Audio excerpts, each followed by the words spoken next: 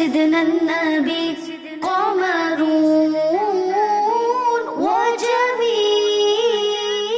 سب سے پہلے تو آپ سب کا بہت شکریہ، بہت پیار سے محبت سے آپ نے استقبال کیا اور اتنے سارے مجھے گلدستے دیے. گلدستوں کی شاید میری گاڑی میں بھی جگہ نہیں ہوگی، اتنے گلدستے دیے آپ نے. اب اس میں ایک تھوڑا سا میں آپ کو پروڈکٹیو پازیٹیو ایک بات بتانا چاہتا ہوں. ہمارے پاس یہ رواج ہے کہ جب کوئی مہمان آتا ہے تو اسے پھولوں کا گلدستہ دیتے ہیں یا اسے ہار پہناتے ہیں. اب میں مسافر ہوں، سفر میں ہوں، یہ گلدستے میں کیا کروں گا؟ اگر آپ غور کریں تو یہ ہزاروں روپے کے ہوں گے نا، اتنے سارے آپ نے دیے ماشاءاللہ. آپ کی محبت ہے، آپ کو انشاءاللہ اچھی نیت کا ثواب ملے گا. مگر ہمارے امیر اہل سنت بڑی پیاری تربیت فرماتے ہیں یہ پھول اور ہار پر، گلدستوں پر ہزاروں روپے خرچ کرنے کی بجائے کوئی ایسا تحفہ اگر دیں کہ جس سے نیکی کا کام آگے بڑھے. انہی ہزاروں روپے کی اگر آپ مجھے کتابیں دیتے، میں وہ کتابیں پڑھتا، مجھے بھی آپ کو ثواب ملتا. کسی کو تحفے میں دیتا، اپنے ساتھ بھی لے جاتا نا تو بھی آپ کو ثواب ملتا. مجھے کوئی تسبیح دے دیتے اتنی ساری، میں خود پڑھتا تو ثواب، جس کو دیتا وہ ثواب.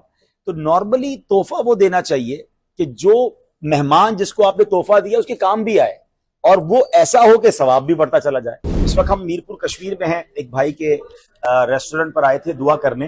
ہم نے یہاں ایک عجیب چیز دیکھی کہ انہوں نے اپنی دیوار پر مختلف تصویریں لگائی ہوئی ہیں امیر اہل سنت، اور ان کا ایک کال ہے کہہ لیں، ایک کوٹ کہہ لیں. تو یہ میں نے ان کی اجازت سے یہ میں اتار رہا ہوں، آپ کو بتاتا ہوں میں کیوں اتار رہا ہوں.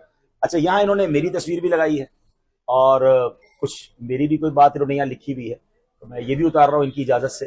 اب شرعی مسئلہ بیان کر دیتا ہوں. دارالافتاء اہل سنت کا فتویٰ یہ ہے کہ تصویریں پرنٹ کر کے لگانا جو ہے، یہ پرنٹ کرنا وہ جائز نہیں ہے. ڈیجیٹل فارم میں تصویریں آپ رکھ سکتے ہیں.